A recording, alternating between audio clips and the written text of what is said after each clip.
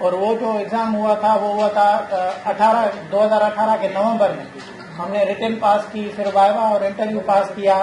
بعد میں جو ہماری ریکمنڈیشن آئی تھی وہ آئی تھی اکتوبر 2019 میں، اور اس سے لے کر آج تک جولائی کی آج فرسٹ ڈیٹ ہے، تقریباً ہمیں 9 مہینے ہو چکے ہیں، لیکن ایکسائز ڈپارٹمنٹ والے ہمیں جوائننگ نہیں دے رہے.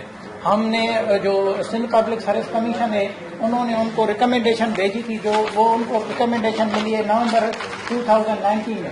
یہ ان کی ڈیٹ لگی پڑی ہوئی ہے، اکتوبر 2019 میں ان کی ریکمنڈیشن دی ہوئی ہے، لیکن انہوں نے ابھی تک ہمیں جوائننگ نہیں دی.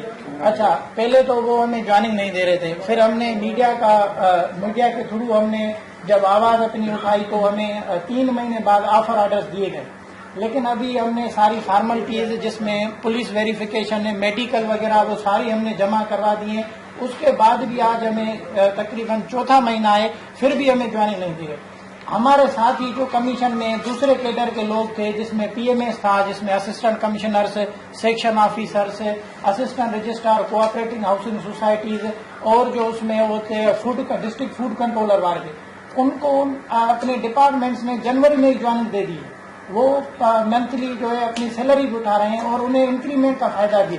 ہم جو ای ٹی اوز ہیں 15 لوگ ہیں، ہمیں 8 مہینے سے جوائننگ بھی نہیں دے رہے. اور اس جوائننگ نہ دینے کی وجہ سے ہمیں مختلف نقصان اٹھانے پڑے ہیں. ایک تو نقصان یہ ہوا ہے ہمیں کہ ہمیں 8 مہینے سے سیلری، ہمیں 60,000 سیلری کا نقصان پڑ رہا ہے. تقریباً اب تک ہمیں 5-6 لاکھ کا نقصان پڑا ہے. اور دوسرا، ہم نے اپنی انکریمنٹ بھی جو ہے وہ نقصان کر دی ہے.